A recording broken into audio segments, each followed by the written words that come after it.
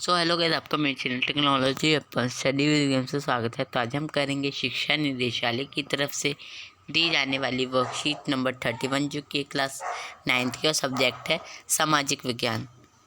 तो डेटेड है 21 सितंबर 2021 और इसका ये जो टॉपिक लिया गया है वो अर्थशास्त्र के बुक में से लिया गया है। संसाधन के रूप में लोग पे के टॉपिक पे हमारी ये तीसरी वर्कशीट है। तो बेरोज़गारी उस समय विद्यमान कही जाती है जब प्रचलित मजदूरी की दर पर काम करने के लिए इच्छुक लोग रोज़गार नहीं पा सके। ग्रामीण और नगरीय क्षेत्रों में बेरोज़गारी की प्रकृति में अंतर है। ग्रामीण क्षेत्रों में मौसमी और प्रजनन बेरोज़गारी है। नगरीय क्षेत्रों में अधिकांशतः शिक्षित बेरोज़गारी है। मौसमी बेरोज़गारी तब होती है जब लोग वर्ष के कुछ महीनों में रोज़गार प्राप्त नहीं कर पाते। कृषि पर आश्रित लोग आमतौर पर इस तरह की समस्याएं से जूझते हैं। प्रजनन बेरोज़गारी के अंतर्गत लोग नियोजित प्रतीत होते हैं। उनके पास भूखंड होता है जहां उन्हें काम मिलता है। ऐसा प्रायः कृषिगत काम में लगे परिजनों में होता है। किसी काम में 5 लोगों की आवश्यकता होती है, लेकिन उसमें 8 लोग लगे होते हैं। इन में 3 लोग अतिरिक्त हैं। अगर इन 3 लोगों को हटा दिया जाए तो खेत की उत्पादकता में कोई कमी नहीं आएगी। खेत में 5 लोगों के काम की आवश्यकता है और 3 अतिरिक्त लोग प्रजनन रूप से बेरोजगार होते हैं।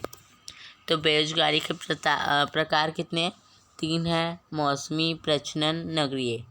मौसमी बेरोजगार जब लोग कुछ वर्ष रोजगार नहीं प्राप्त कर सकते। प्रजनन वो जिसमें 5 व्यक्तियों का काम 8 व्यक्ति कर रहे हैं। और नगरीय वो डिग्रीधारी युवक रोजगार पाने में असमर्थ है। शहरी क्षेत्रों में मामलों में शिक्षित बेरोजगारी एक सामान्य परिघटना बन गई है। एक अध्ययन में यह बात सामने आई है कि मैट्रिक की तुलना में स्नातक और स्नातकोत्तर युवकों में बेरोजगारी अधिक तेज़ी से बढ़ रही है। बेरोजगारी से जनशक्ति संसाधन की बर्बादी होती है।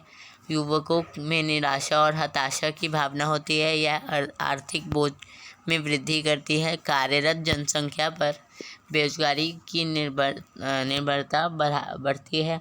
किसी व्यक्ति और साथ ही साथ समाज के जीवन में गुणवत्ता पर बुरा प्रभाव पड़ता है। इसलिए किसी अर्थव्यवस्था के समग्र विकास पर बेरोजगारी का कर प्रभाव पड़ता है। बेरोजगारी में वृद्धि मंदीग्रस्त अर्थव्यवस्था का सूचक है। यह संसाधनों की बर्बादी भी करता है जिन्हें उपयोगी रूप से नियोजित किया जा सकता है। अगर लोगों को संसाधन के रूप में प्रयोग नहीं किया जा सका तो वे स्वाभाविक रूप से अर्थव्यवस्था के लिए दायित्व बन जाएंगे। इस समस्या से निपटने के लिए हमें विभिन्न क्षेत्रों में रोजगार के नए अवसर उत्पन्न करने होंगे। तो इसमें इस वर्कशीट में आपने सीखा कि इसमें बेरोजगारी कितनी बढ़ रही है। डिग्रीधारी युवकों को भी रोज़गार नहीं मिल पा रहा है और ग्रामीण क्षेत्रों में वो काम कम है। तो इस पर कुछ बेस हैं, कुछ क्वेश्चंस तो आई करते हैं। फर्स्ट है, बेरोजगारी शब्द की व्याख्या कीजिए।